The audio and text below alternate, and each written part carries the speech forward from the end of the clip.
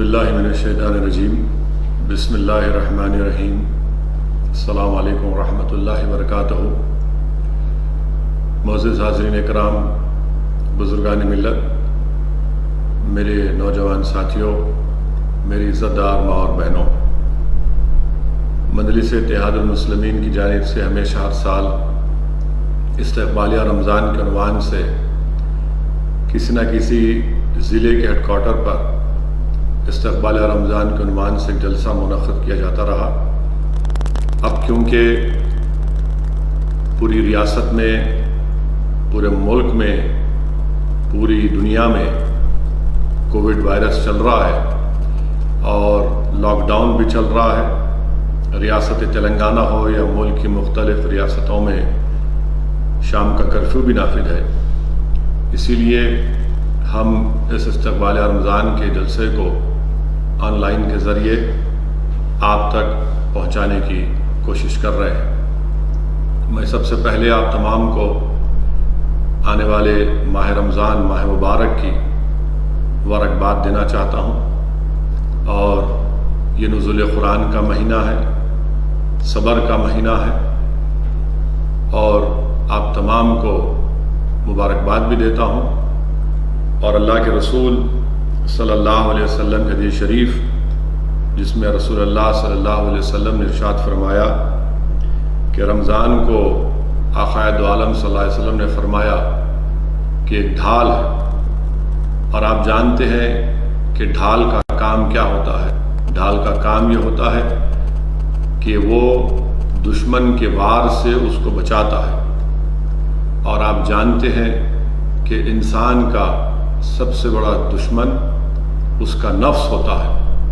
और इस आने वाले माह मुबारक रमज़ान में हमको अल्लाह सुब्हानहू व तआला रोज़े के ज़रिए अपने नफ्स से बचाव के लिए, अपने नफ्स से कंट्रोल के लिए, जो सबसे बड़ा हमारा दुश्मन नफ्स है, उससे बचाने के लिए अल्लाह सुब्हानहू व तआला हमको ये माह मुबारक में रोज़े अता किए। और इसी हदीस शरीफ में आया कि अल्लाह के रसूल सल्लल्लाहु अलैहि वसल्लम ने फरमाया कि हर नेक अमल की जज़ा जन्नत है, मगर रोज़ेदार की जज़ा आक़ाए दो आलम सल्लल्लाहु अलैहि वसल्लम ने फरमाया कि ख़ुद अल्लाह सुब्हानहू व तआला है। आप अंदाज़ा लगाइए कि हम अगर नेक अमल करते हैं और अल्लाह सुब्हानहू व तआला उसको कबूल करता है, तो अल्लाह सुब्हानहू व तआला अपने हुक्म पर उन तमाम नेक बंदों को जन्नत अता करता है। मगर रोज़ा एक ऐसी जज़ा है कि अल्लाह सुब्हानहू व तआला ख़ुद उसकी जज़ा अता करता है। तो उलमा इकराम ने फरमाया कि जिसको अल्लाह सुब्हानहू व तआला मिल जाता है, उससे बड़ा चीज़ उसको क्या मिल सकती है किसी इंसान को। मेरे अज़ीज़ दोस्तों, इज़्ज़तदार माँ और बहनों, माह मुबारक रमज़ान में अब हम जो रोज़े रहते हैं, इस्लामी तारीख़ में रोज़े पहले इस तरह के नहीं थे। 2 हिजरी में रोज़ों की फ़र्ज़ियत का हुक्म आया और उस वक्त रोज़े इस तरह रखे जाते थे कि अगर आप दिन भर रोज़ा रखते और शाम में जब रोज़ा खोलते और रोज़ा खोलने के बाद अगर आपको नींद लग जाती और नींद से जब आप बेदार होते तो उस वक्त से रोज़ा शुरू हो जाता। अगर आप इस्लामी तारीख़ का मुताला करेंगे, अगर आपने उलमा इकराम के बसीरत अफरोज़ किताबात को उलमाओं के पैरों के पास बैठकर सुना होगा, तो यकीनन आपने इस वाक़े को सुना होगा जो साहबी रसूल हज़रत सलामा बिन क़ैस रज़ियल्लाहु ताला अन्हु का। ये एक मज़दूर पेशा साहबी थे जो मेहनत और मज़दूरी करते थे। और मेहनत और मज़दूरी करने के बाद जब आप अपने घर को वापस आए, आपने रोज़ा खोला और थकन की वजह से, मेहनत मज़दूरी और मशक्क़त की वजह से आपको नींद आई, आप सो गए। और उस वक्त आपकी घर में आपकी बीवी मोहतरमा ने अपना खाना पकाया। और जब खाना पका और आपको बेदार किया और आपसे कहा कि खाना तैयार है, कि साहब रसूल सल्लल्लाहु अलैहि वसल्लम सलामा बिन क़ैस ने कहा कि मैं खाना नहीं खा सकता हूँ, इसलिए कि शरीयत मुझ पर लागू हो चुकी है, रोज़ा शुरू हो चुका है। دوسرے دن یہ صحابی رسول صلی اللہ علیہ وسلم بازار میں گئے، محنت اور مزدوری کی، مشقت کی، دوپہر میں بھوک کی شدت کی وجہ سے آپ نڈھال ہوئے اور بے ہوش ہو گئے۔ اللہ کے رسول صلی اللہ علیہ وسلم کو جب اس کی خبر پہنچی تو رحمت للعالمین صلی اللہ علیہ وسلم کی آنکھوں میں آنسو آ گئے۔ رحمت للعالمین صلی اللہ علیہ وسلم کی آنکھوں میں آنسو آنا تھا، اللہ سبحانہ و تعالیٰ نے سورہ بقرہ کی اس آیات کو نازل کیا، اور اللہ سبحانہ و تعالیٰ نے یہ حکم فرمایا کہ سحری تک ہم کھا سکتے ہیں، کھانا کھا سکتے ہیں۔ پھر یہی سلام بن قیس رضی اللہ تعالیٰ عنہ کا صدقہ ہے، احسان ہے کہ آپ پر ہم کو سحری تک کھانے کا موقع اللہ نے عنایت فرمایا۔ واقعات میں آیا، حدیث شریف میں آیا کہ ایک صاحب رسول صلی اللہ علیہ وسلم آقا دو عالم صلی اللہ علیہ وسلم کے پاس حاضر ہوئے، کیونکہ اس وقت جو روزہ رہتے تھے ان کو اپنی بیویوں کے قریب رات میں جانے کا حکم نہیں تھا۔ ایک صاحب رسول صلی اللہ علیہ وسلم نے آ کر عرض کیا، رسول اللہ صلی اللہ علیہ وسلم مجھ سے عمل زوجیت ہوا رات میں۔ فاروق اعظم بھی کھڑے ہوئے اور عرض کیا، رسول اللہ صلی اللہ علیہ وسلم، کہا کہ مجھ سے بھی ہوا ہے۔ اللہ کے رسول صلی اللہ علیہ وسلم پر اللہ سبحانہ و تعالیٰ نے سورہ بقرہ میں اس بات کی اجازت دی کہ آپ رات کے وقت میں اپنی بیویوں کے قریب جا سکتے ہیں۔ یہ صحابہ کرام کا بہت بڑا احسان ہے، یہ دین اسلام کا ایک بہت بڑا تعلیمات میں بھی اس کو شامل ہوتا ہے۔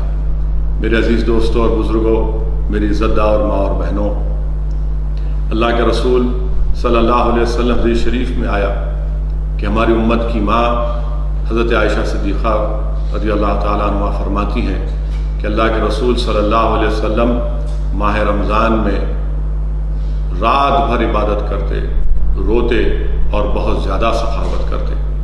یہ ماہ مبارک جو آپ اور ہم کو انشاءاللہ تعالی ملنے والا ہے، جس کا ایک ایک لمحہ ہمارے لیے قیمتی ہے، اس ماہ مبارک میں ہم تمام کو یہ کوشش کرنی چاہیے کہ ہم شب بیداری کریں، گریہ وزاری کریں اور جتنا ہو سکے سخاوت کریں۔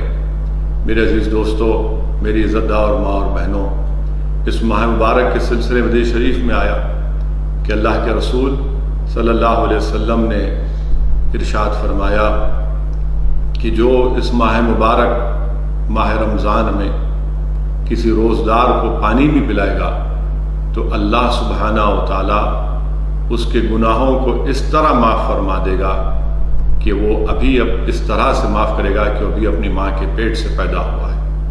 تو صحابی رسول صلی اللہ علیہ وسلم نے عرض کیا، یا رسول اللہ صلی اللہ علیہ وسلم، یہ جو آپ ہم سے بات کہی، یہ خوشخبری ہم نے آپ کو دی ہے، کیا یہ سفر میں جو اگر کوئی رہا تو اس کے لیے ہے؟ کیا یہ ان کے لیے ہے جو کسی دور مقام میں ہو؟ تو اللہ کے رسول صلی اللہ علیہ وسلم نے فرمایا کہ یہ حکم عام ہے، اگر کوئی دریائے فرات کے کنارے میں بیٹھا ہے تب بھی اگر کوئی کسی روزدار کو صرف پانی سے اس کو روزہ کھلاتا ہے تو اللہ سبحانہ و تعالیٰ اس پانی پلانے والے کے گناہوں کو اس طرح معاف فرماتا ہے جیسا کہ وہ بھی اپنی ماں کے پیٹ سے پیدا ہوا ہے۔ میرے عزیز دوستوں اور بزرگوں، میری عزت دار ماں اور بہنوں، حدیث شریف میں یہ بھی آیا ہے کہ جب ماہ مبارک شروع ہوتا ہے تو اللہ سبحانہ و تعالیٰ شیطان خبیث کو زنجیروں سے جکڑ دیا جاتا ہے، جہنم کے دروازوں کو بند کر دیا جاتا ہے اور جنت کے دروازوں کو کھول دیا جاتا ہے۔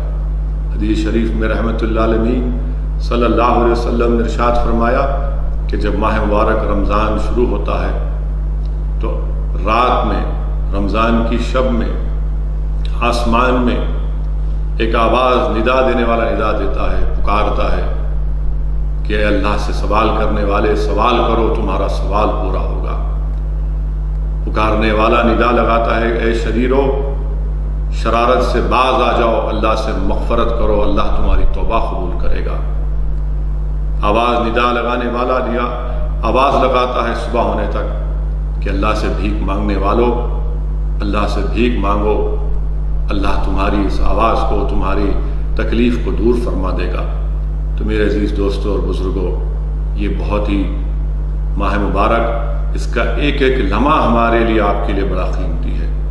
حدیث شریف میں آیا کہ اللہ کے رسول صلی اللہ علیہ وسلم نے ارشاد فرمایا کہ جب ماہ مبارک ماہ رمضان کا آغاز ہوتا ہے اور جب آپ اور ہم انشاءاللہ مل کر ہمارا روزہ جب افطاری کرتے ہیں، اس وقت اللہ سبحانہ و تعالیٰ 10 لاکھ ایسے گناہ گاروں کو معاف فرماتا ہے جو اپنے اعمال کی وجہ سے ان پر جہنم واجب آ چکی ہوتی ہے۔ آپ اندازہ لگائیے، حدیث شریف میں یہ بھی آیا کہ جب اس ماہ مبارک ماہ رمضان کا شب جمعہ ہوتا ہے، شب جمعہ سے لے کر جمعہ کے ختم ہونے تک ہر گھڑی اللہ سبحانہ و تعالیٰ 10 لاکھ گناہ گاروں کے گناہوں کو معاف فرماتا ہے جن پر ان کے گناہوں کی وجہ سے ان پر جہنم واجب ہو چکی ہوتی ہے۔ اور جب یہ ماہ مبارک ختم ہوتا ہے تو پہلی رمضان سے لے کر اس ختم ہونے کی گھڑی تک جتنوں کو اللہ نے معاف کیا، اتنوں کو ایک رات میں اللہ سبحانہ و تعالیٰ اپنے فضل اور کرم سے ان کو معاف کر دیتا ہے۔ میرے عزیز دوستوں اور بزرگوں، حدیث شریف میں یہ بھی آیا کہ اللہ کا رسول صلی اللہ علیہ وسلم نے فرمایا کہ جب جہنم میں ایک شخص کو ڈالا جائے گا تو جہنم کی آگ اس کو نہیں چھوئے گی۔ داروغار جہنم اس آگ سے پوچھے گا کہ کیوں تو اس شخص کو اپنی لپیٹ میں نہیں لیتی؟ تو آگ پکار کر کہے گی میں کیسے اس کو چھو سکتی ہوں، کیونکہ اس کے منہ سے روزے کی بو آتی ہے۔ آپ اندازہ لگائیے، سوچئے کتنا بڑا ماہ مبارک ہم کو ملنے والا ہے کہ ایک شخص کی موت ہو جاتی حالت روزہ میں، وہ اس کے اعمال کی بنا پر جہنم میں بھی جاتا ہے تو جہنم کی آگ اس کو نہیں چھوتی۔ اب آپ تھوڑی دیر کے لیے سوچئے، خاص طور سے میں اپنے نوجوانوں سے اور ان لوگوں سے عرض کرنا چاہ رہا ہوں، آپ سے گزارش کرنا چاہ رہا ہوں جو شراب پیتے ہیں، جو ڈرگز لیتے ہیں، خدا کے لیے سوچو تھوڑی دیر کے لیے کہ اگر تم حالت شراب میں یا ڈرگز کے نشے میں تمہاری موت ہو جاتی ہے تو پھر تمہارا کیا انجام ہوگا۔ اس لیے ضروری ہے کہ ہم اس ماہ مبارک کی قدر کریں، توبہ کریں۔ اللہ کی رحمت ہمارے پاس آ رہی ہے۔ کسی نے صحیح فرمایا کہ اگر ہم کعبۃ اللہ شریف کو جاتے ہیں تو کعبہ کے جانے کے بعد ہم کو اللہ کی رحمت وہاں پر ملتی ہے، مگر یہ ماہ مبارک ایسا ہے جو ہم کو اور آپ کو تمام کو اللہ کی رحمت ہمارے پاس آ رہی ہے۔ اسی لیے آپ سے گزارش ہے کہ اس ماہ مبارک کی قدر کریے۔ اور اللہ کے رسول صلی اللہ علیہ وسلم نے یہ بھی ارشاد فرمایا کہ روزہ شہوت کو کنٹرول کرتا ہے۔ میرے غیور نوجوان ساتھیوں، شہوانی زندگی ایک حیوانی زندگی ہے۔ اگر آپ کے پاس استطاعت ہے نوجوانوں، میری نوجوان ساتھیوں، میرے نوجوان بھائیوں، میرے نوجوان بہنوں، اگر تمہارے پاس تو استطاعت ہے تو شادی کرو، اگر نہیں ہے تو کثرت سے روزہ رکھو، اس لیے کہ یہ تم کو اس شیطانی راستے پر جانے سے روکتا ہے۔ اور یاد رکھیے، اللہ کے رسول صلی اللہ علیہ وسلم کی حدیث شریف کو یاد رکھیے، روزہ رکھنے سے اللہ سبحانہ و تعالیٰ ہم کو ہماری روحانی طاقت ہم کو عطا کرتا ہے، اور روزہ رکھنے سے دن بھر ہم روزہ رکھتے ہیں، ہم کو ایک طاقت اس میں ملتی ہے۔ مگر ہم یہ بھی دیکھتے ہیں کہ آج نازک رشتوں کو پامال کر دیا جا رہا ہے۔ انسان ایک 2 ٹانگ کا جانور بن کر ایسی گریوی حرکتیں کرتا ہے کہ معاشرے میں اتنی برائیاں ہوتی ہیں کہ ہم آپ کا اور ہمارا سر شرم سے جھک جاتا ہے کہ کیسے انسان ان نازک رشتوں کو بھی پامال کر رہا ہے۔ میری آپ سے گزارش ہے کہ آپ اللہ کے رسول صلی اللہ علیہ وسلم کی حدیث شریف پر غور کریں، عمل کریں، اور پھر یاد رکھیے کہ اللہ کے رسول صلی اللہ علیہ وسلم نے اپنے حدیث شریف میں یہ بھی ارشاد فرمایا کہ روزہ اور قرآن اللہ کی بارگاہ میں شفاعت کریں گے۔ روزہ اللہ سے عرض کرے گا اس دن جب حساب کتاب کا دن ہوگا۔ روزہ عرض کرے گا یا اللہ میں نے دن بھر اس کو کھانے سے دور رکھا، یہ بھوکا تھا یا اللہ، یہ بھوکا تھا اور یہ اپنے آپ کو گناہوں سے دور رکھا، تو اس کے حق میں میری شفاعت کو قبول فرما۔ قرآن کریم اللہ کی بارگاہ میں عرض کرے گا یا اللہ میں نے اس کو رات بھر راحت سے اس کو اپنے بستر سے دور رکھا، اس کو نیند سے دور رکھا، تو میرے اس کے حق میں میری شفاعت کو قبول فرما۔ تو اللہ سبحانہ و تعالی روزہ اور قرآن کی شفاعت کو قبول فرمائے گا۔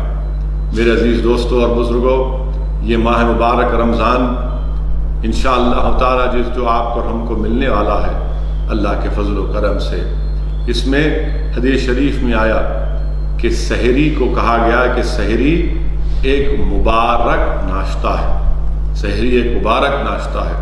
حدیث شریف میں آیا کہ اس سحری کو ہمارے نامہ عمل میں تولا جائے گا۔ ہر کھانے کا حساب کتاب ہوگا، یاد رکھیے، مگر سحری ایک ایسی چیز ہے جس کو آپ کو ہمارے نامہ عمل میں تولا جائے گا۔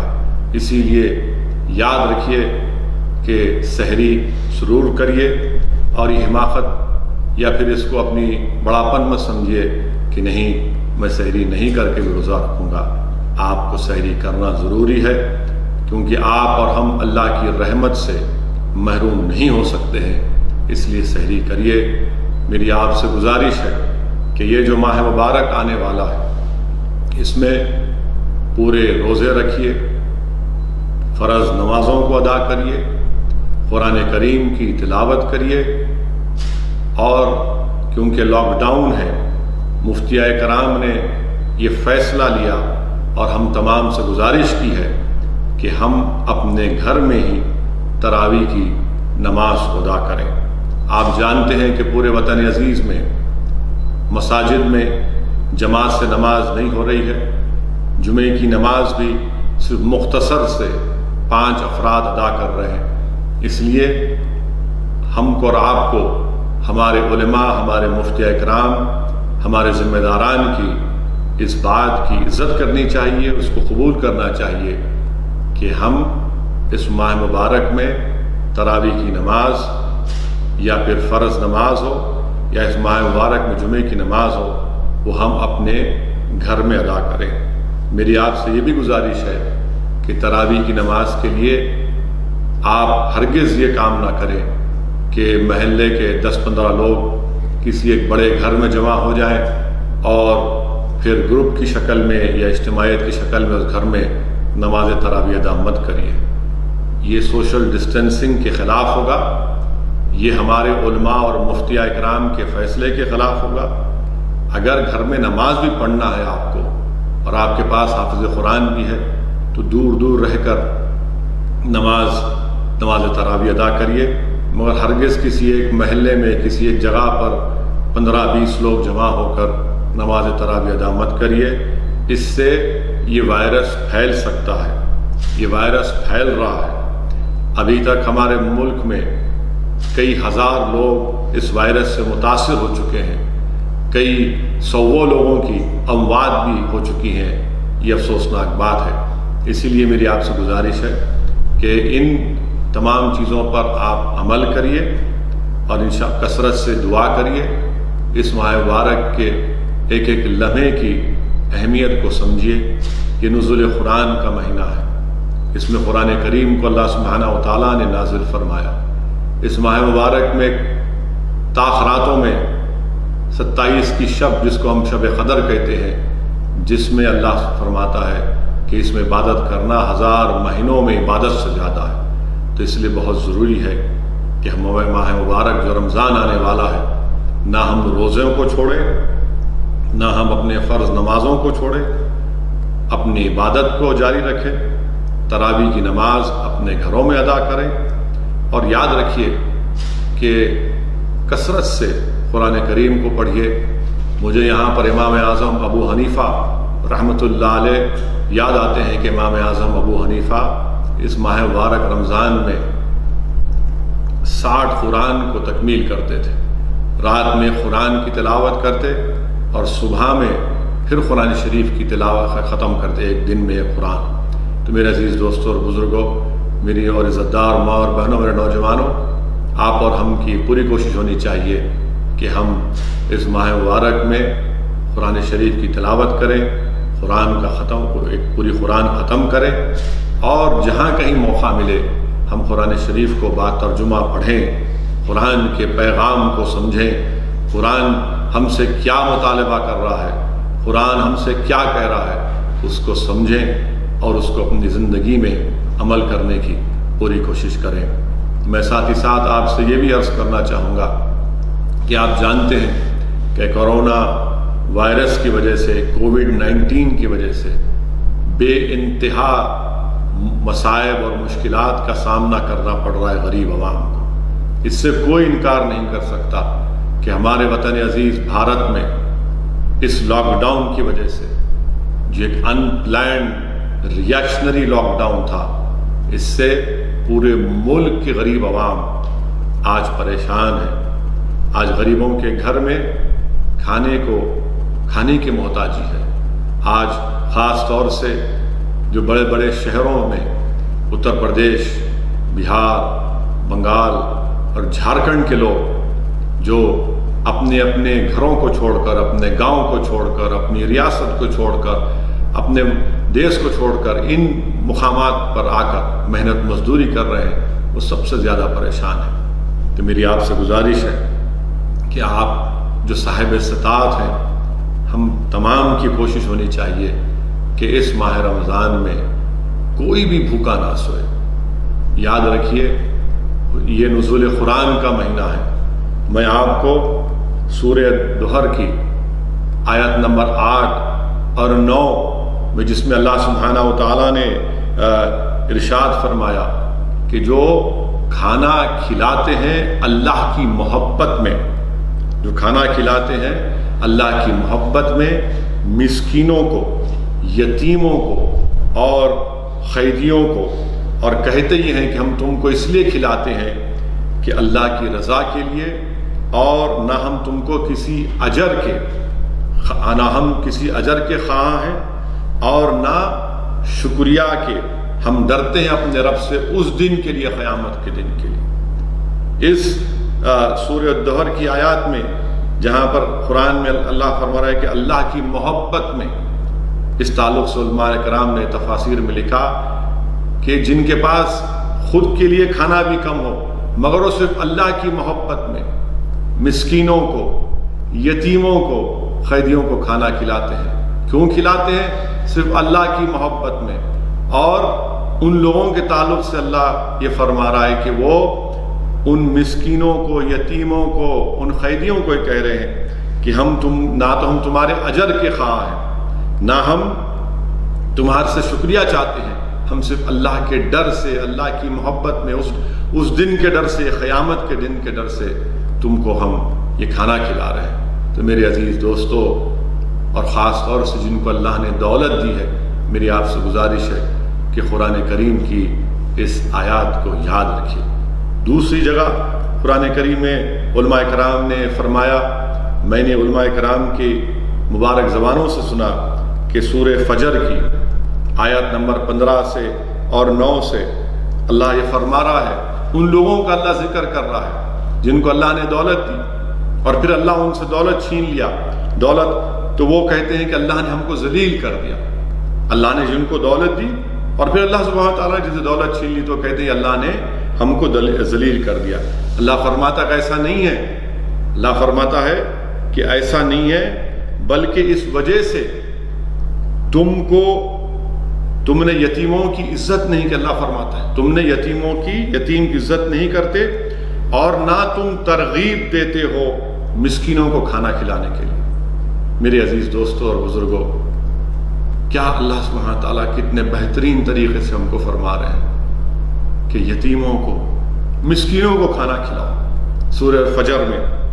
اور میرے عزیز دوستوں اور بزرگوں، یہ مادہ پرستی کی ذہنیت کو ختم کرنا ضروری ہے.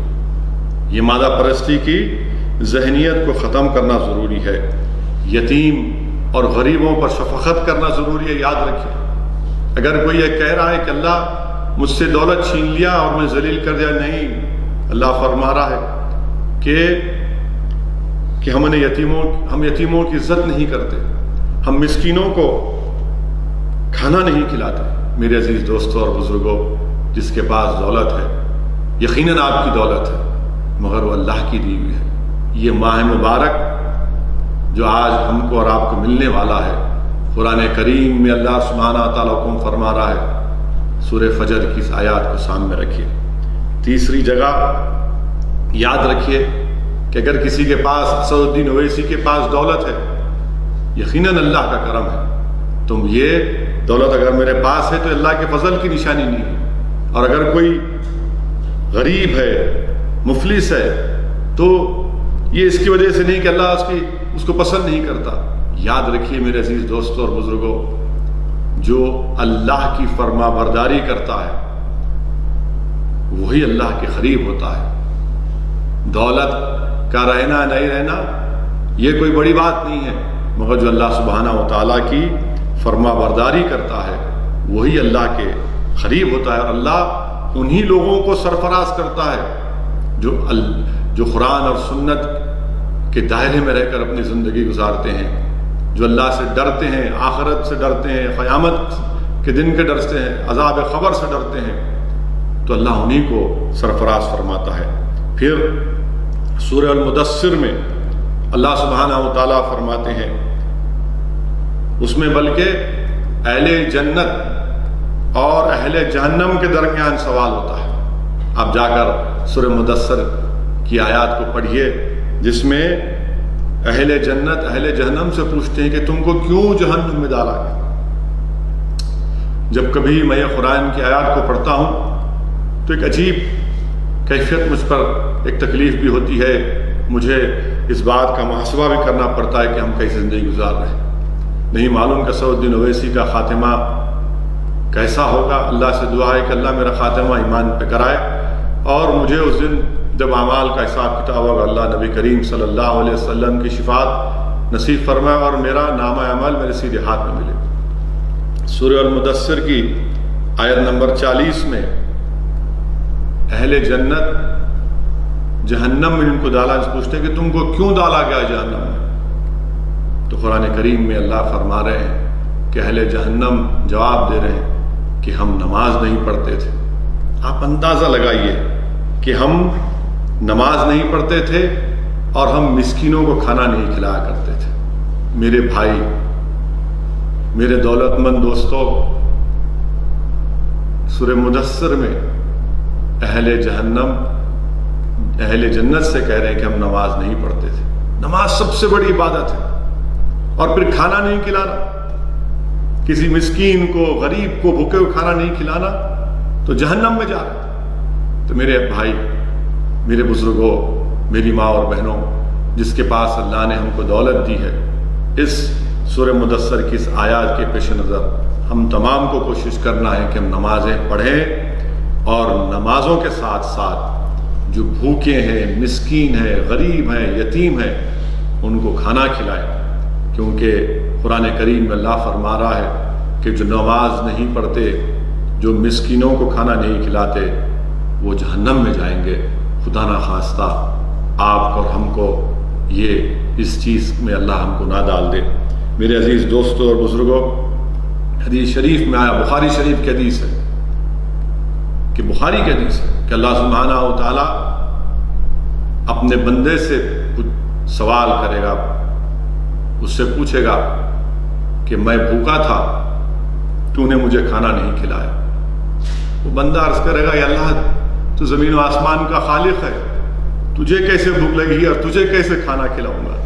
تو اللہ سبحانہ و تعالیٰ فرمائیں گے، حدیث شریف میں آیا، رسول اللہ صلی اللہ علیہ وسلم نے فرمایا کہ فلاں جگہ پر میرا بندہ بھوکا تھا، اگر تو اس کو کھانا کھلایا تھا تو مجھے پا لیتا. تو میرے عزیز دوستو، میری عزت دار ماں اور بہنوں، بخاری شریف کی اس حدیث شریف کو یاد رکھیے. حدیث شریف کو یاد رکھیے. ترمذی شریف کی حدیث ہے کہ اللہ کے رسول صلی اللہ علیہ وسلم نے فرمایا کہ جو شخص سیر ہو کر پیٹ بھر کھانا کھاتا ہے اور اس کا پڑوسی بھوکا ہے، آقا دو عالم صلی اللہ علیہ وسلم نے فرمایا کہ مومن نہیں ہے۔ رحمت العالمین صلی اللہ علیہ وسلم نے فرمایا کہ وہ مومن نہیں ہے۔ میرے عزیز دوستوں اور بزرگوں، حدیث شریف میں آ رہا ہے کہ اگر تم پیٹ بھر کھانا کھا رہے ہو اور تمہارا پڑوسی بھوکا ہے تو تم مومن نہیں ہو۔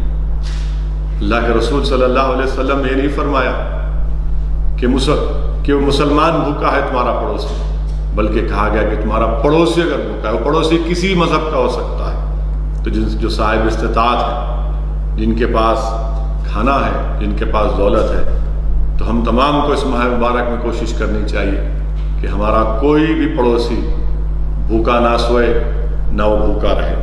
وہیں پر اللہ کے رسول صلی اللہ علیہ وسلم نے حدیث شریف میں فرمایا، بخاری شریف میں، کہ ہر روز 2 فرشتے آتے ہیں اور جو اللہ کی راہ میں پیسہ خرچتا ہے، جو اللہ کی راہ میں پیسہ خرچتا ہے، وہ فرشتے دعا کرتے ہیں کہ وہ ایک فرشتہ دعا کرتے ہیں، اللہ تو جو تیری راہ میں پیسہ خرچ رہا ہے اس کو اس کا معاوضہ عطا کر دے۔ آپ اندازہ لگائیے کہ ایک فرشتہ دعا کر رہا ہے کہ اللہ جو تیری راہ میں پیسہ خرچ رہا ہے تو اس کو اس کا معاوضہ عطا کر دے، اور جو اللہ کی راہ میں پیسہ نہیں خرچتا، روکتا ہے، تو حدیث شریف میں آیا کہ فرشتے اس کو دعا کرتے ہیں کہ اللہ تو اس کو برباد کر دے۔ میرے عزیز دوستوں اور بزرگوں، دولت اگر ہے تو یاد رکھیے یہ کبھی بھی جا سکتی ہے، یہ کبھی بھی ختم ہو سکتی ہے۔ اس لیے آج ہی کے ایسے ماحول کے لیے، اس دن کے لیے جو آج ہمارے وطن عزیز میں پوری دنیا میں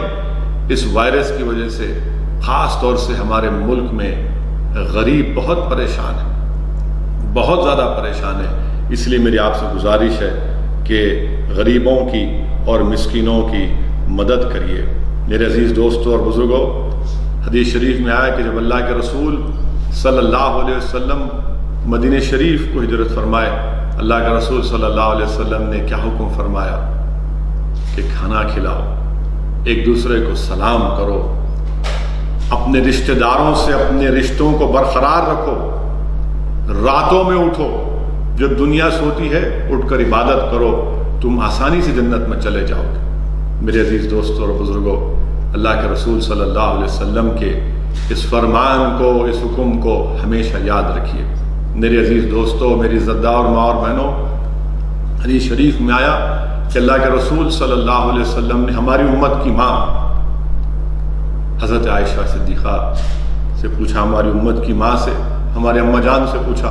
اس دن اللہ کے رسول صلی اللہ علیہ وسلم نے ایک بکرے کو ذبح کیا اور پوچھا کہ کیا کوئی سب کو بانٹنے کے بعد اللہ کے رسول صلی اللہ علیہ وسلم، تاجدار مدینہ رحمت اللہ علیہ صلی اللہ علیہ وسلم، اشرف الانبیاء نے پوچھا ہماری امت کی ماں سے، اماں جان سے پوچھا کہ کیا کوئی چیز باقی ہے؟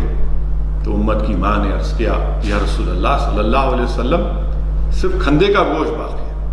اللہ کے رسول صلی اللہ علیہ وسلم نے فرمایا کہ سب باقی ہے سوائے کھندے کے گوشت کے۔ آپ یاد رکھیے، خوشخبری ہم کو دے رہے ہیں رسول اللہ صلی اللہ علیہ وسلم کہ اگر کوئی دیتا ہے وہ برقرار رہے گا، وہ برقرار رہے گا۔ میرے عزیز دوستوں اور بزرگوں، کھانے کی، بھوکوں کو کھانا کھلانے کی بہت بڑی اہمیت اسلام میں۔ کوئی مارکسسٹ یا کوئی لینن یا مارکسسٹ ہونے کی ضرورت نہیں ہے۔ دین اسلام کے تقاضے کیا ہیں؟ دین اسلام کے کیا تقاضے ہیں؟ اگر آپ سورہ فجر کی آیات کو پڑھ لیں گے کہ جو نماز نہیں پڑھتے اور جو یتیموں کو بھوکوں کھانا نہیں کھلاتے، اللہ کہہ رہا ہے کہ ان کو جہنم میں ڈال دیا جائے۔ تو ایک معاشرے کے لیے، اچھائی کے لیے، اچھے معاشرے کے لیے قرآن کریم میں اللہ حکم فرما رہا ہے کہ بھوکوں کو، یتیموں کو، مسکینوں کو کھانا کھلاؤ۔ میرے عزیز دوستوں اور بزرگوں، یاد رکھیے کہ یتیموں کو دین اسلام میں جو بار بار جو ترغیب دی جا رہی ہے، جس چیز کا ہم کو بلکہ فوکس کیا جا رہا ہے کہ اگر مثال کے طور پر اگر کوئی ایک مسلمان وعدہ کرتا ہے اور وہ وعدے کو پورا نہیں کر سکتا، وعدے کی خلاف ورزی کرتا ہے، تو کیا اس کو حکم دیا جا رہا ہے کہ تم 10 لوگوں کو 2 وقت کا کھانا کھلاؤ۔ آپ اندازہ لگائیے کہ کوئی وعدہ کرتا ہے، وعدے کی خلاف ورزی کرتا ہے تو اس کا کفارہ کیا ہے، یہ بتایا جا رہا ہے۔ اگر کوئی بنا کوئی عذر کے روزہ توڑ دیتا ہے تو 60 حدیث شریف میں آیا کہ 60 دن تک 2 وقت کا کھانا کھلانا ہے۔ اور اگر کوئی طبی وجوہات کی بنا پر اس ماہ مبارک رمضان میں روزہ نہیں رہ سکتے تو میں نے علماء کرام کی زبانوں سے سنا کہ 2 وقت کا کھانا کسی کو کھلائیں۔ سوچیے آپ کتنی بڑی ہم کو فوکس ہے کہ کھانا کھلاؤ۔ تو اس لیے میرے عزیز دوستوں اور بزرگوں کہ آپ سے میری گزارش ہے کہ اس ماہ مبارک میں، اور خاص طور سے جب پورے ملک میں لاک ڈاؤن ہے، کرونا وائرس کووڈ چل رہا ہے، غریب بہت پریشان ہے۔ میں نے اپنی چھوٹی سی سیاسی زندگی میں اتنی زیادہ تعداد میں لوگوں میں غربت، بھوک اور فاقہ کشی کبھی نہیں دیکھی۔ میں آج آپ کے ذریعے سے بھی کہنا چاہ رہا ہوں کہ میرے گھر کے پڑوس میں ایک کام چل رہا تھا کسی روڈ کا، تو ہمارے گھر کے بچے گھر کے اوپر سے دیکھے کہ اس جھوپڑی میں مزدور رہتا تھا، اور جب ان بچوں کو دیکھا وہ بچے بھوک اور فاقہ کشی سے کمزور تھے، اور فوراً جب ہم کو معلوم ہوا ہم نے یہ کوشش کی کہ اس جھوپڑی میں رہنے والوں کو کھانا مہیا کریں۔ یہی ہوتا ہے ساری دنیا میں کہہ رہا ہوں، مگر میرے گھر کے پاس ہی یہ چیز ہوئی ہے۔ تو یہ میرے لیے بھی ایک سبق تھا، مگر ہم پوری کوشش کر رہے ہیں کہ انشاءاللہ تعالی جتنا ہم سے ہو سکے کہ ہر ایک کو کہیں نہ کہیں کسی بھی اعتبار سے ان کو کھانا ملے، ان کو وہ تکلیف اس میں کمی لائی جا سکے۔ حکومت سے بھی ہم لوگ نمائندگی کر رہے ہیں، اور شہر حیدرآباد کی پارلیمانی کانسٹیٹوئنسی ہو یا سکندرآباد میں ہو، حکومت کی جو انا پورنا کھانے کی اسکیم ہے، میں نے اپنے پارلیمانی حلقے میں ایک اعلان ہوا تھا، منظوری بھی ہوئی تھی، مگر میں اس بات کا اقرار کرتا ہوں کہ بعض وجوہات کی بنا پر وہ تمام فری میلز کے سینٹرز کا آغاز نہیں ہو سکا تھا۔ میں شکر گزار ہوں ہمارے ریاست کے چیف منسٹر کا اور وزیر بلدی نظم و نسق جناب KTR کا کہ میں نے ان کو توجہ دلائی، اور الحمدللہ پچھلے 3-4 دن سے وہ جو ایڈیشنل سینٹر جس کا منظوری ملی تھی، سینکشن ملا تھا، وہ اب پوری طرح سے اس کا آغاز ہو چکا ہے، آپریشنل ہو چکے ہیں۔ یہ استقبالیہ رمضان کا ایک جلسہ ہے، اس ماہ مبارک جو آنے والا ہے اس کی قدر کریے۔ اللہ کے رسول صلی اللہ علیہ وسلم نے ارشاد فرمایا کہ ایک رمضان دوسرے رمضان تک، ایک حج دوسرے حج تک، ایک جمعہ دوسرے جمعہ تک، ایک نماز دوسرے نماز تک آپ کے اور ہمارے گناہوں کو معاف کر دیتی ہے، بشرطے کہ ہم کوئی کبیرہ گناہ نہ کریں۔ اسی لیے اللہ کے رسول صلی اللہ علیہ وسلم نے فرمایا کہ مسلمان چاہتا ہے کہ سال بھر رمضان رہے۔ یہ رمضان کی اہمیت ہے۔ ایک بات یاد رکھیے کہ ہر نیک اعمال عبادت ہم کرتے ہیں، مگر کوئی ڈھال صرف ہمارا روزہ ہے، ڈھال ہمارا روزہ ہے، یہ ڈھال ہمارے لیے ضروری ہے۔ اور جب ہم دن بھر بھوکا رہتے ہیں تو یقیناً مجھے یقین ہے کہ جو صاحب استطاعت ہیں وہ اس بات کو محسوس کریں گے کہ ہم دن بھر جو بھوکا رہتے ہیں تو اس غریب کے گھر میں کیا ہو رہا ہوگا جس کے پاس کھانے کو کھانا نہیں ہے۔ میرے عزیز دوستوں اور بزرگوں، یہ کووڈ وائرس ہم تمام کو ایک بات بتا دیا کہ ہم کو بہت سی چیزوں کی ضرورت تھی نہیں، ہم غیر ضروری دنیا کی محبت میں آ کر ان بہت سی چیزوں کے پیچھے دوڑ رہے تھے۔ آپ اندازہ لگائیے کہ 5 ہفتے ہو چکے ہیں دولت مند لوگوں سے میں آپ سے سوال کر رہا ہوں، کیا آپ یہ نہیں سوچتے کہ ہم کو بہت سی چیزوں کی ضرورت نہیں تھی؟ یقیناً ہم کو نہیں تھی۔ اسی لیے میری آپ سے گزارش ہے کہ آپ کو اور ہم کو اور غریبوں کی، مسکینوں کی، یتیموں کی مدد کرنے کی ضرورت ہے۔ میں سلام کرتا ہوں ان لوگوں کو جو یہ تمام چیزیں، راشن، فوڈ کٹس ہو، کھانا غریبوں کو اور عوام تک پہنچا رہے ہیں۔ میں آپ کا شکریہ بھی ادا کرنا چاہتا ہوں کہ الحمدللہ اللہ نے آپ کو توفیق دی. بہت سے ایسے لوگ ہیں جن کو میں جانتا بھی نہیں ہوں جو آج آگے بڑھ کر اس طرح غریبوں کی مدد کر رہے ہیں, مسکینوں کی مدد کر رہے ہیں. مجھے یہاں پر ایک کہنا بہت ضروری بھی ہے کہ ہمارے ملک کے وزیر اعظم نے یہ لاک ڈاؤن کیا, ان پلانڈ طریقے سے لاک ڈاؤن کیا. ان پلانڈ طریقے سے وزیر اعظم نے لاک ڈاؤن کیا اور فوراً اٹھے اور اعلان کر دیا کہ لاک ڈاؤن ہوگا. یہ تک نہیں سوچا کہ یہ بڑے بڑی ریاستوں میں, بڑے بڑے شہروں میں, اربن ایریاز میں جو اتر پردیش, بہار, بنگال, جھارکھنڈ کے جو لیبررز ہیں, جو جا کر کام کر رہے ہیں, ان کو آپ نے موقع تک نہیں دیا. صرف 3-4 گھنٹے میں وزیر اعظم نے اعلان کر دیا. آج آپ دیکھ رہے ہیں کہ کتنی بڑی تعداد میں آج وہی مائیگرنٹ لیبررز بہت پریشان ہیں. میں وزیر اعظم کو یاد دلانا چاہتا ہوں کہ بھارت کے وزیر اعظم, آپ نے لاک ڈاؤن کا حکم تو دے دیا, ان پلانڈ طریقے سے آپ نے لاک ڈاؤن کا حکم دیا. وزیر اعظم, میں آپ سے پوچھنا چاہتا ہوں کہ کیا آپ جملو مگڈم کو جانتے ہیں؟ پرائم منسٹر صاحب, آپ اپنی ہر تقریر میں, خاص طور سے من کی بات میں, آپ کسی نہ کسی کا ذکر کرتے ہیں. وزیر اعظم, میں آپ کو یاد دلانا چاہ رہا ہوں کہ آپ یہ نام یاد رکھیے, جملو مگدم. یہ 12 سال کی لڑکی تھی وزیر اعظم, 12 سال کی لڑکی تھی جو اپنی ریاست چھتیس گڑھ کو جانا چاہتی تھی. 180 کلومیٹر کا سفر پیدل اس بچی نے کیا, اور جب 50 کلومیٹر دور اپنے گاؤں سے وہ مر گئی وزیر اعظم. میں اپنے وزیر اعظم کو یاد دلانا چاہتا ہوں, مکیش منڈل وزیر اعظم, سرسوتی کنج دلی سے زیادہ دور نہیں وزیر اعظم, سرسوتی کنج گڑگاؤں میں ہے. اس شخص نے, مکیش منڈل نے 2,500 روپے میں اپنا سیل فون بیچ دیا. 2,500 روپے میں سیل فون بیچا, ایک پنکھا خریدا, جتنے پیسے بچے تھے اپنا قرضہ ادا کیا, اس کے بعد کھانا لایا اور اس کے بعد خودکشی کر لیا.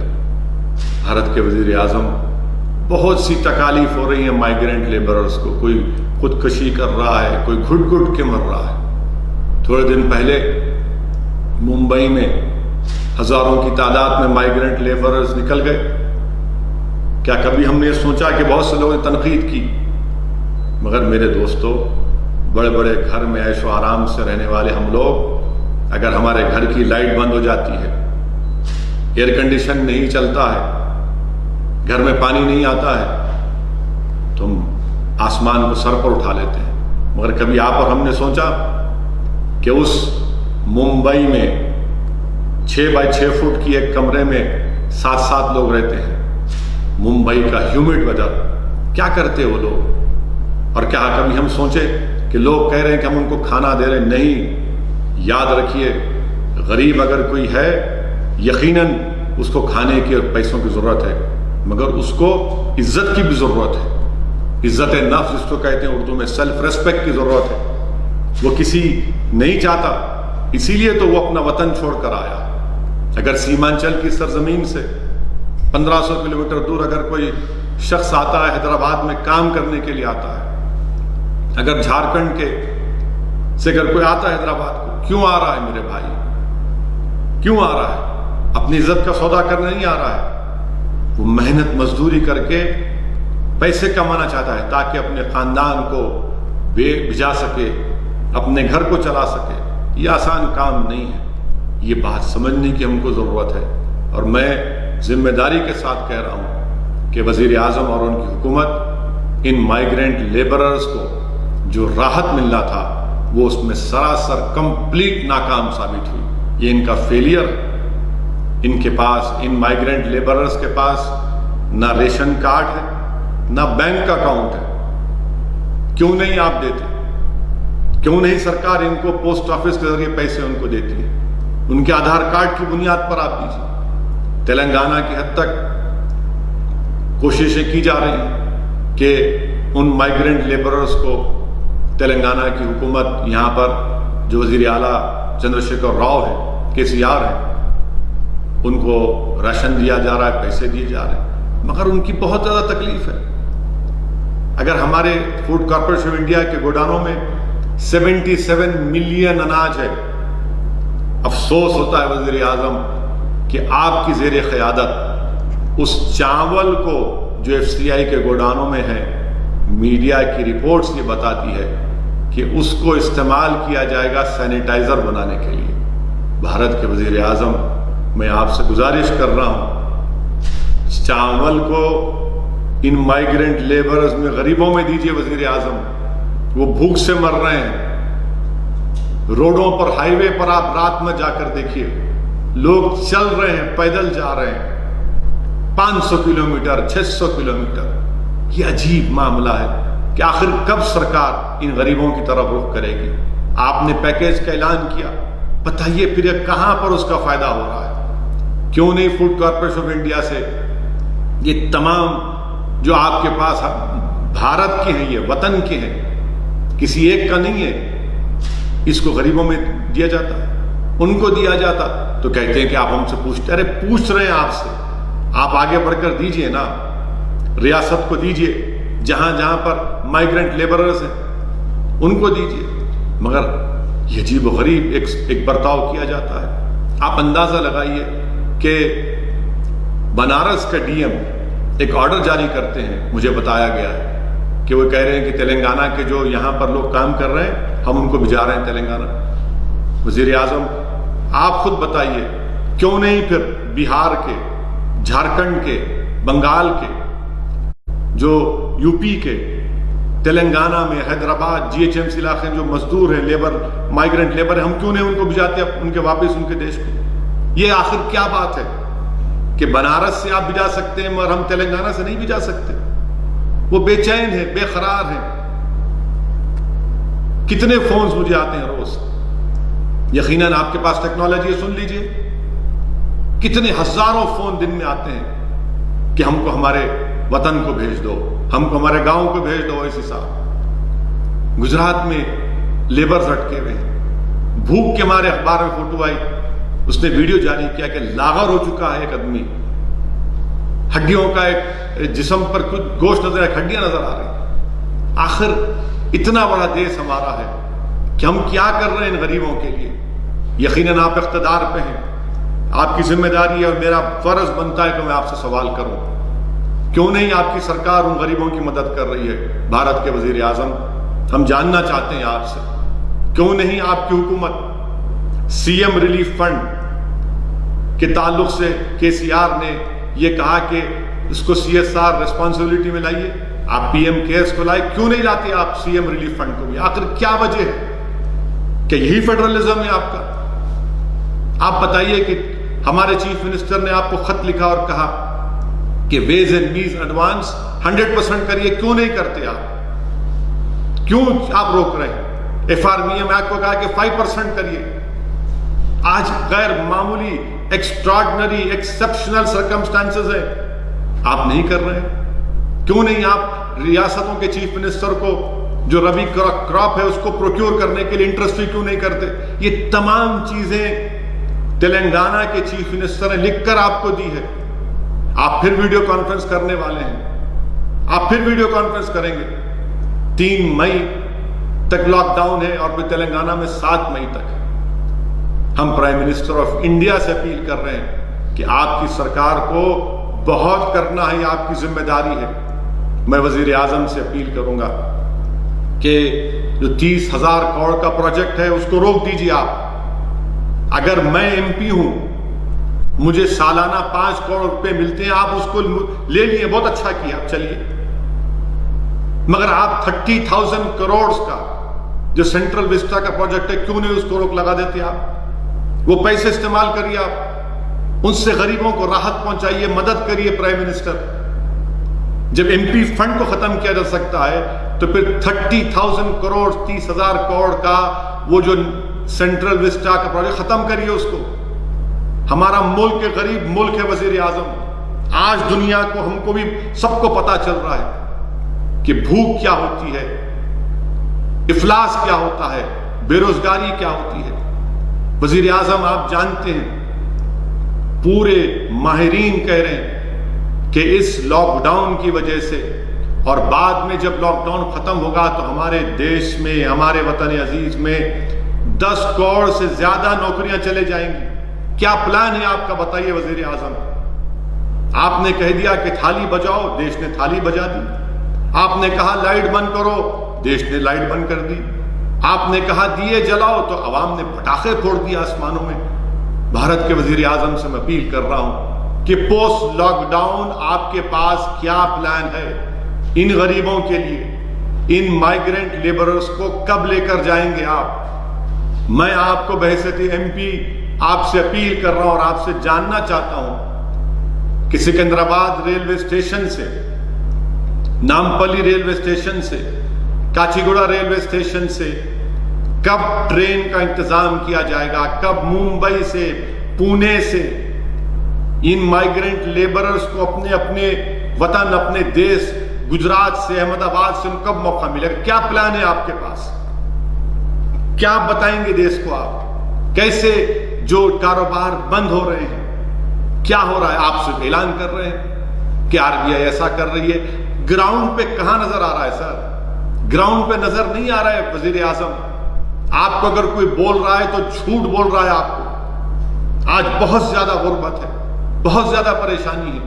آپ کے ان پلانڈ لاک ڈاؤن کی وجہ سے بھارت کی عوام کو, خاص طور سے غریبوں کو اتنی زیادہ تکالیف کا اور یہ تمام لوگوں کو اس کا سامنا کرنا پڑ رہا ہے. پھر میں وزیر اعظم کو بتانا چاہوں گا, آپ اٹھا کر پرائم منسٹر آف انڈیا, یقیناً آپ کے پاس مجھ سے زیادہ انفارمیشن ہوگی, آپ کے پاس آئی بھی ہے. ہندو اخبار کی رپورٹ ہے پرائم منسٹر آف انڈیا کہ ہندو اخبار کا 20 اپریل کی رپورٹ ہے. کیا کہا اس 20 اپریل کی رپورٹ میں, انہوں نے یہ مائیگرنٹ ورکرز, لیبررز کا ایک سروے کیا, 11,000 کے قریب لوگوں کا سروے کیا, جس میں سے پرائم منسٹر سنیے آپ, میں نے ابھی جو کہا آپ سے, میں نے ابھی جو کہا یہ صرف ریٹارک نہیں ہے, یہ جذبات کی باتیں نہیں کر رہا ہوں. یقیناً میرا دل جل رہا ہے, میں تکلیف کو دیکھ رہا ہوں, اور بحیثیت ایم پی اور بحیثیت ایک انسان جس کے دل میں دھڑکتا ہوا دل ہے, میں یہ حقیقت کو بیان کر رہا ہوں. ہندو اخبار کا سروے ہوا 11,159 مائیگرنٹ لیبررز کا, جس میں کہا گیا کہ 90% لوگوں کو گورنمنٹ کی طرف سے کوئی راشن نہیں ملا, کوئی راشن نہیں ملا.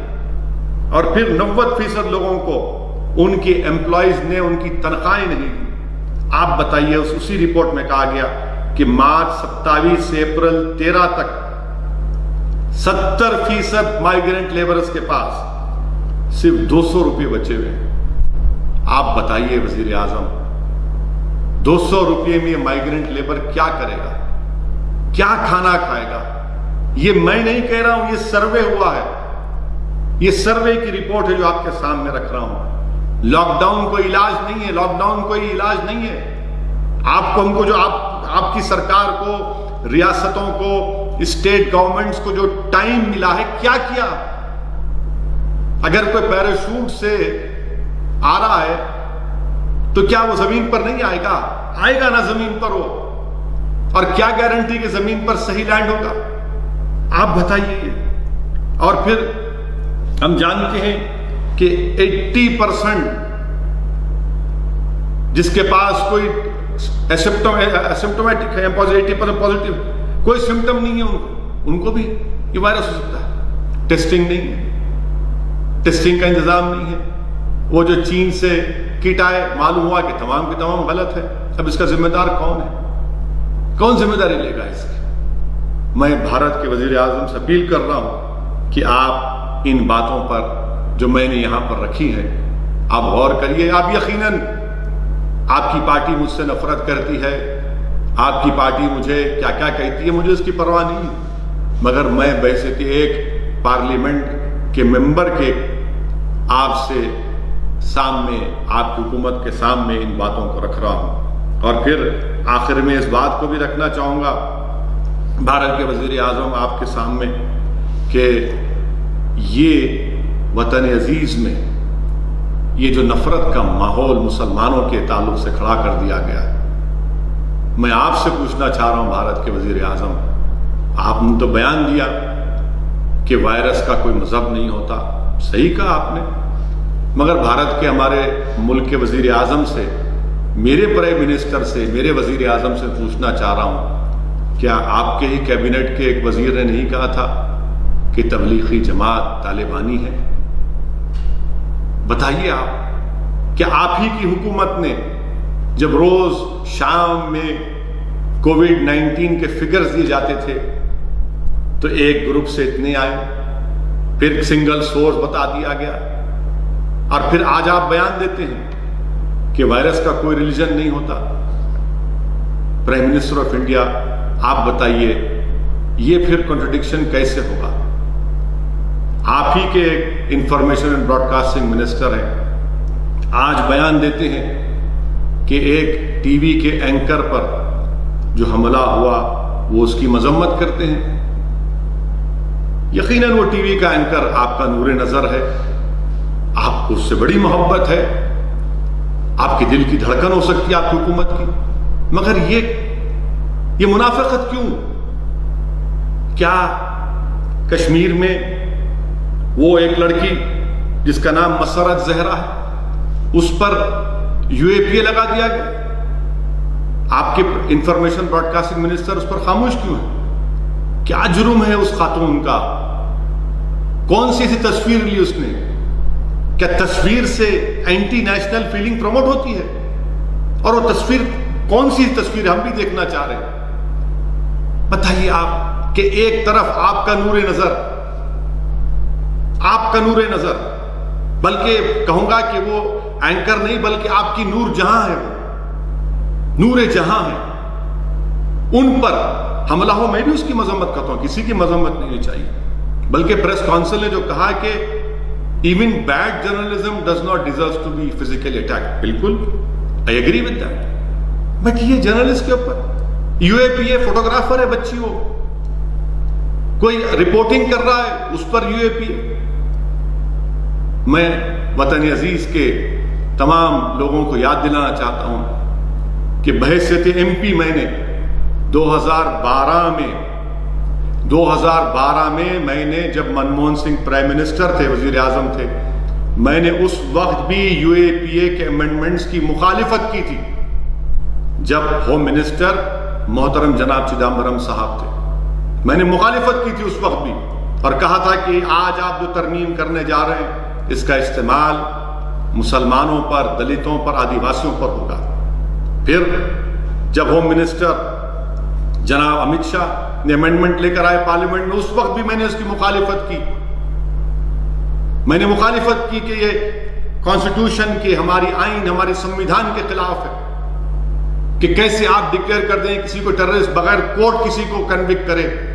آج آپ دیکھتے کیا ہیں کہ UAPA کا استعمال ہو رہا ہے، اور میں ذمہ داری کے ساتھ کہہ رہا ہوں کہ UAPA کا استعمال ان مسلمانوں کے خلاف ہوتا ہے اور ہوتا رہے گا جن کے پاس ایک سوچنے کی کیپیسٹی ہے۔ یہ UAPA کا استعمال ان دلتوں پر ہوگا جن کے پاس آواز ہے، یہ UAPA کا استعمال ان آدیواسیوں پر ہوگا جن کے پاس ایک دھڑکتا ہوا دل ہوگا، اور UAPA کا استعمال صرف اس لیے کیا جاتا ہے کسی کو جیل میں ڈال کر سڑا دیا جائے، جیل میں ڈال کر سڑا دیا جائے، وہ سڑتا رہے 5 سال 6 سال 7 سال کے بعد پھر وہ بری ہو جاتے ہیں۔ بتائیے آپ، یہ کہا یہ UAPA کی امینڈمنٹس کانگریس نے تائید کی، اس کا بل بنانے والے، قانون بنانے والے کانگریس پارٹی ہے، کانگریس پارٹی ذمہ دار ہے اس کی۔ ڈاکٹر منموہن سنگھ کے زمانے میں اس میں امینڈمنٹ کیا گیا، اور سختی پیدا کی گئی، پھر اس کو اور سختی پیدا کر دی موڈی حکومت، جب امت شاہ ہوم منسٹر بنے تو بل لے کر آئے۔ یہ UAPA کا اس طرح کا استعمال ہو رہا ہے۔ کوئی ٹی وی کا اینکر بیٹھ کر اپنے ٹی وی اسٹوڈیو میں 71 باتیں کر سکتا ہے، دین اسلام کا مذاق اڑا سکتا ہے، مسلمانوں کی توہین کر سکتا ہے، گالی دے سکتا ہے ان کو، مگر کچھ نہیں ہوگا ان کو، کیونکہ ٹی وی کے اینکر ہیں۔ برسر اقتدار رولنگ پارٹی کے نور نظر ہے، غریب ہے کیونکہ رولنگ پارٹی اور پرائم منسٹر کے چاہنے والے ہیں، اس لیے ان کے پاس ایک انبریڈلڈ رائٹ ہے کہ وہ کسی کو بھی چاہے کچھ کہہ سکتے ہیں۔ میں ان ٹی وی اینکر سے بھی کہنا چاہ رہا ہوں، یاد رکھو آج آپ بہت بول رہے ہیں، بولیے آپ ہر بار میرا نام لے کر بولتے ہیں، کچھ ٹاپک ہو میرا نام لے لیتے ہیں آپ، اور نام اس لیے لیتے ہیں تاکہ ایک عام ہندو کو میسج دیا جائے کہ دیکھو یہ مسلمان تھریٹ ہیں۔ یاد رکھیے روانڈا میں جو ہوا کبھی یہاں پر نہ ہو جائے، روانڈا میں جو ہوا یہاں پر نہ ہو جائے، پورے حالات تو وہی بتا رہے ہیں۔ اس کے بعد کیا ہوا تھا جینوسائیڈ کے بعد، کیا کہا تھا رپورٹس میں، پڑھیے، ہم اینکر سے کہنا چاہ رہے ہیں پڑھو آپ کبھی جا کر کہ روانڈا کا جو جینوسائیڈ ہوا تھا کس کی وجہ سے ہوا تھا۔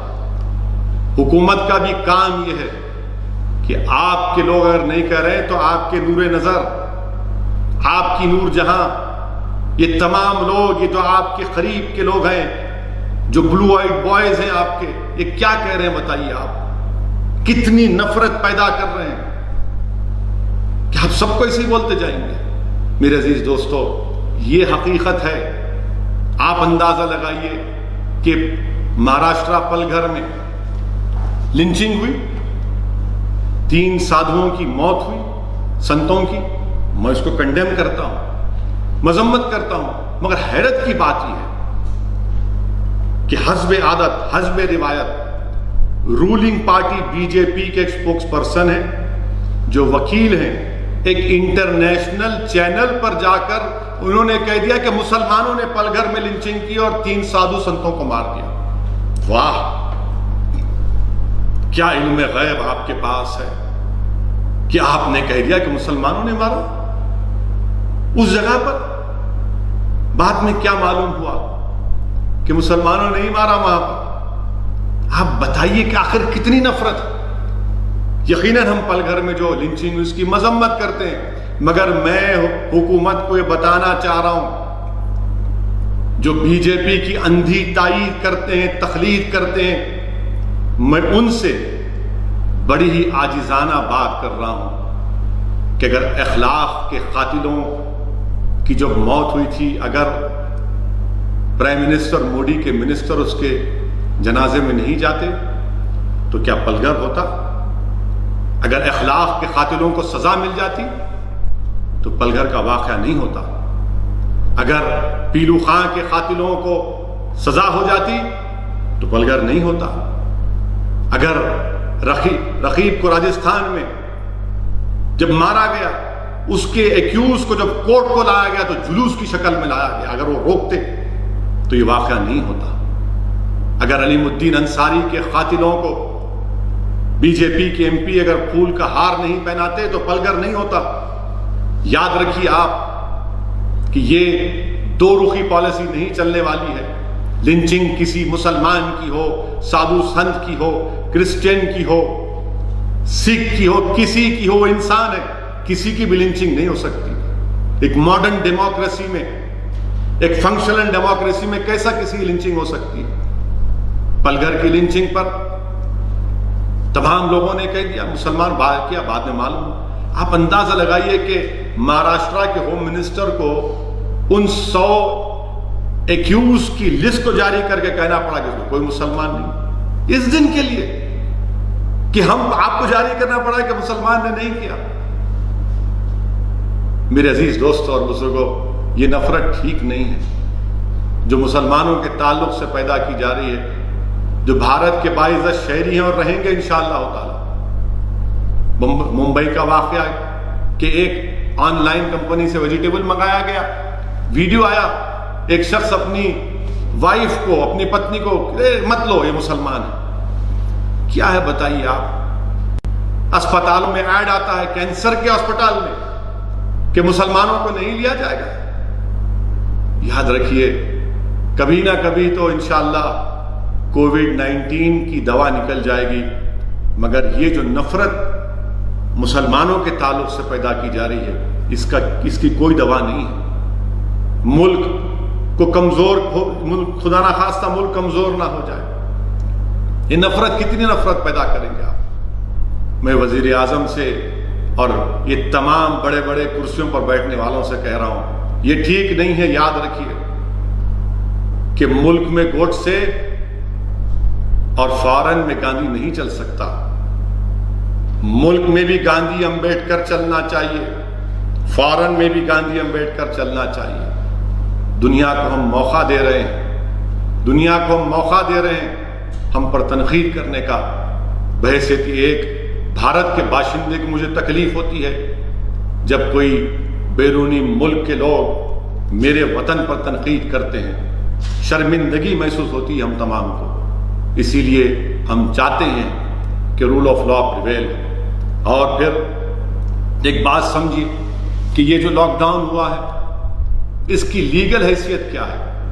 نیشنل ڈیزاسٹر مینجمنٹ ایکٹ 2005 کے تحت یہ ہوا ہے.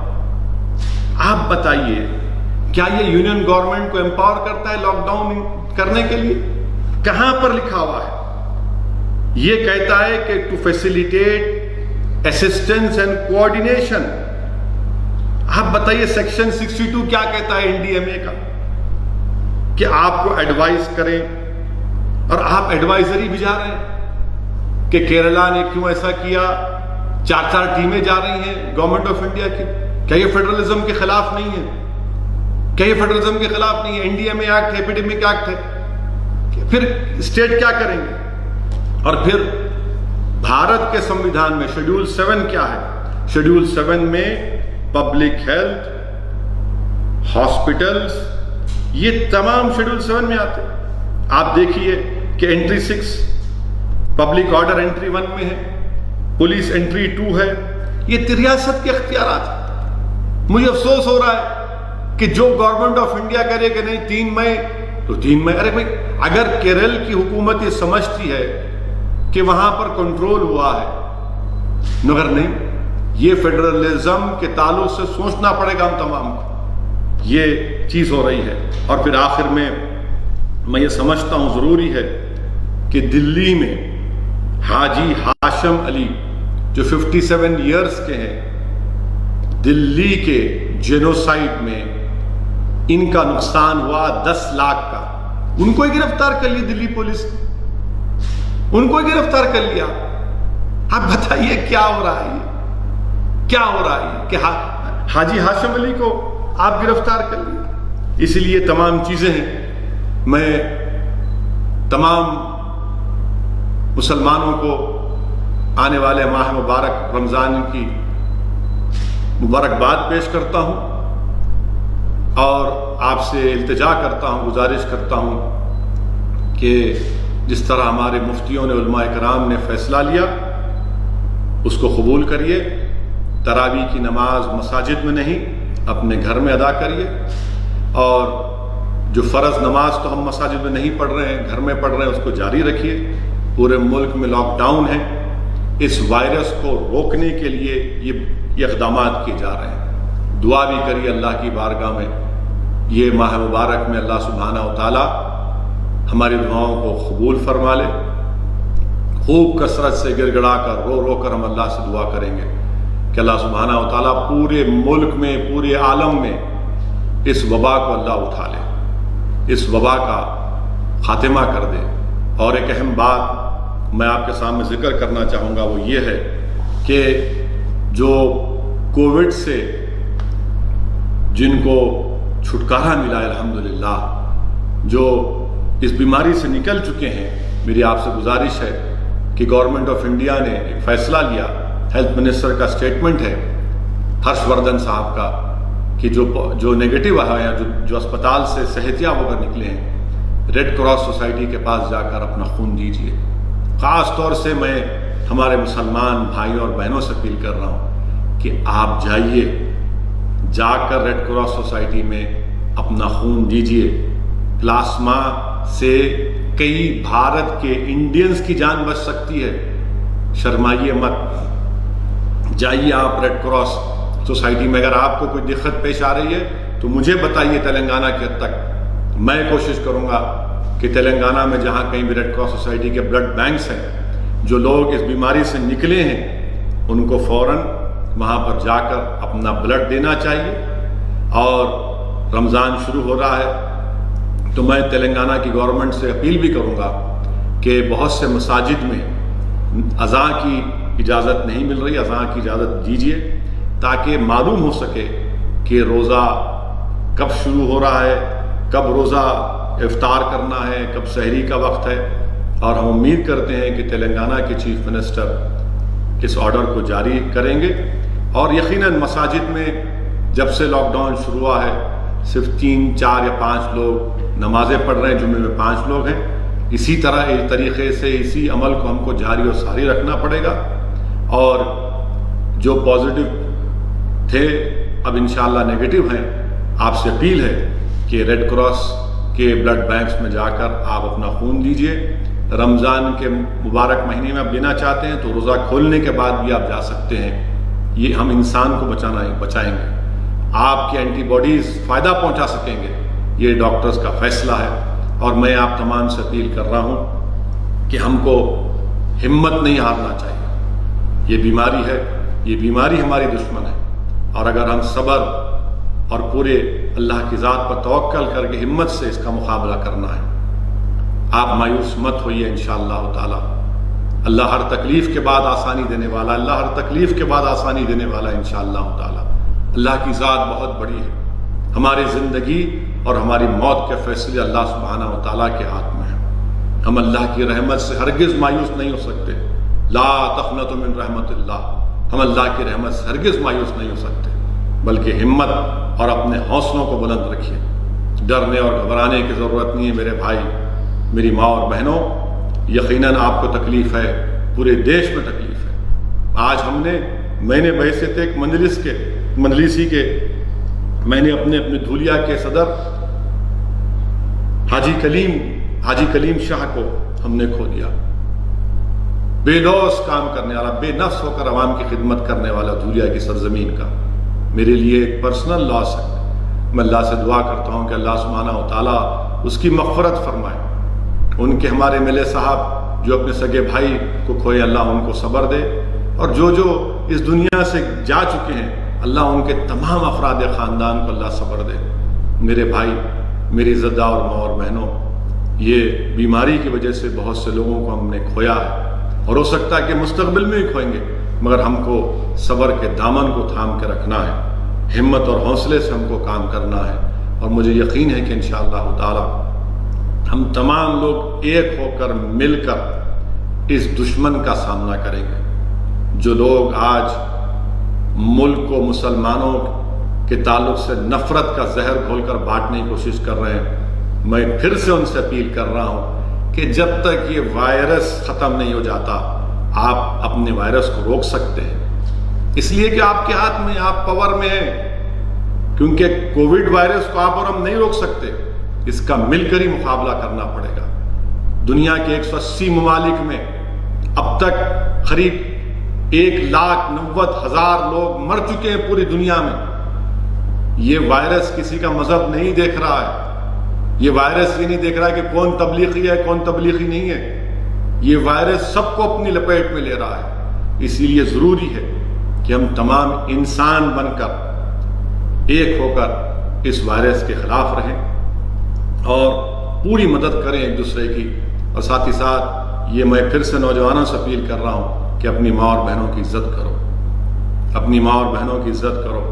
نوجوانوں، رمضان تو آئے گا، اپنی رحمتوں کو لے کر آئے گا، مگر یاد رکھو اگر تم نے اپنی ماں اور باپ کی نافرمانی کی تو توبہ کرو، اپنی ماں اور باپ کو فون کرو، اگر تم ان کے ساتھ رہتے تو اپنی ماں کے قریب جا کر اپنے سر کو جھکا کر اپنی اماں سے معافی چاہو۔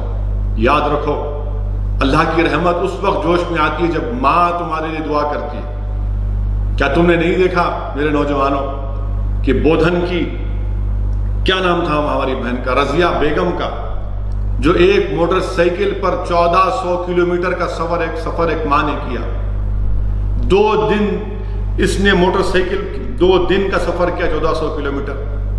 ایک ماں کی محبت دیکھو تم، کہ ایک ماں بودھن سے نکل کر نیلور جاتی ہے، پیر کے دن منڈے کو نکلتی اور وینسڈے شام تک بودھن کو پہنچ جاتی ہے۔ سوچو یہ ماں کی کتنی بڑی محبت ہے.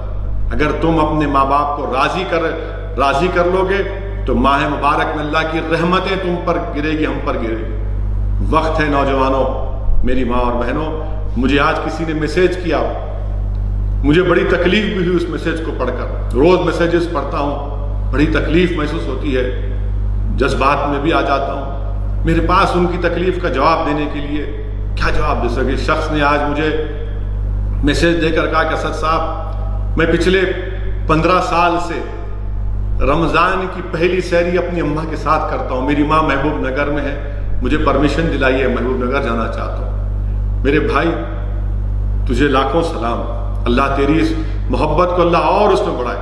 ہم کوشش کریں گے کہ تم کو پرمیشن ملے تاکہ تم محبوب نگر جا کر اپنی ماں کو لا سکو اور تم اپنی ماں کے پاس بیٹھ کر سحری کر سکو.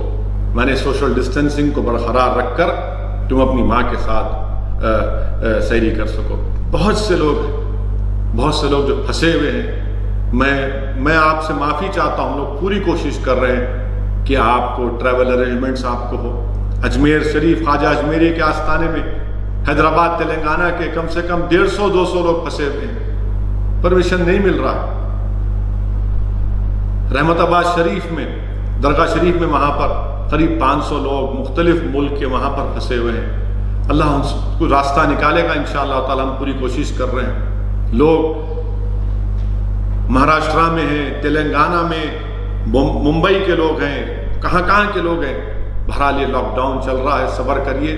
انشاءاللہ تعالی جب لاک ڈاؤن ختم ہوگا پورے ملک میں 3 مئی کو اور پھر تلنگانہ میں 7 مئی کو، میں تو ہمارے چیف منسٹر سے اس آج کے جلسے سے کہنا چاہوں گا کہ لاک ڈاؤن 7 مئی کے بعد جب ختم ہوگا ہم چیف منسٹر سے ہی کہیں گے کہ سنیما ہالز کو بند رکھیے.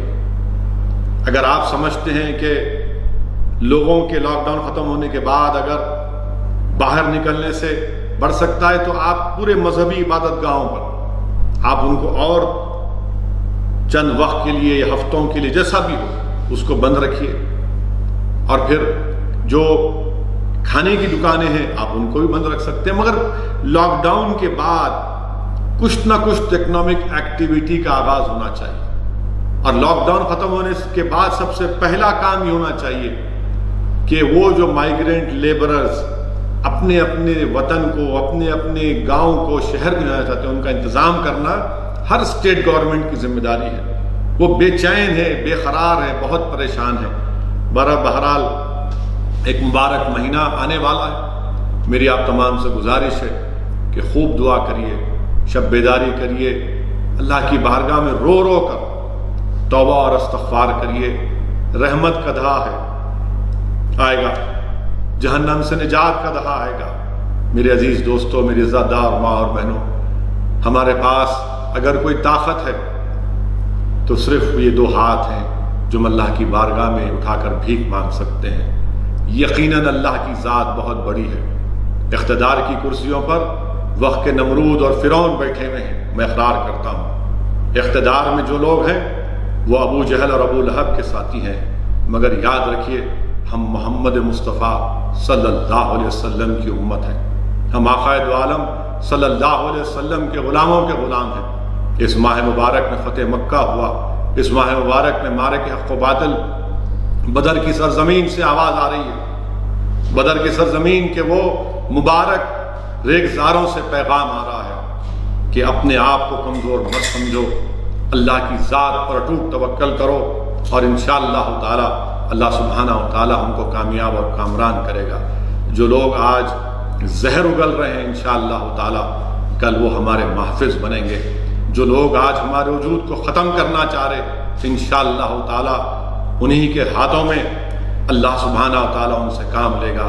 مگر میں ان لوگوں سے کہنا چاہ رہا ہوں کہ آپ کے ان حرکتوں سے، آپ کے ان سازشوں سے، آپ کے ان ظلم سے، آپ کے ان زہر سے کوئی پیچھے ہٹنے والا نہیں ہے. بھارت ایک جمہوری ملک ہے اور ہم جمہوریت میں رہ کر اپنے مسائل کا حل تلاش کرتے آئے ہیں اور اس مسائل کا حل تلاش کرتے رہیں گے.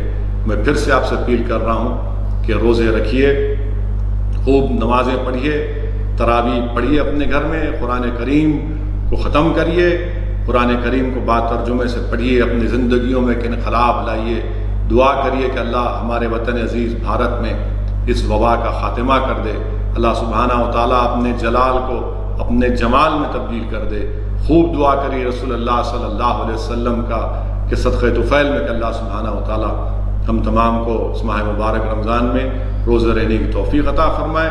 اور زکوٰۃ ادا کریے، زکوٰۃ ادا کریے۔ جو لوگ جس پر زکوٰۃ واجب ہے زکوٰۃ دینا ہے، زکوٰۃ دیجیے، غریبوں کی، مسکینوں کی اور مدرسوں کی مدد کریے۔ اور یاد رکھیے کہ مسجدوں میں اگر تراویح باجماعت نہیں ہو رہی ہے تو حفاظ اور اماموں کو بھی جو ہم ماہ مبارک رمضان میں جو ان کو نذرانہ دیتے ہیں وہ ضرور ان کو دیجیے، ان کو اس سے محروم مت رکھیے۔ شکریہ۔ وآخر دعوانا الحمدللہ رب العالمین۔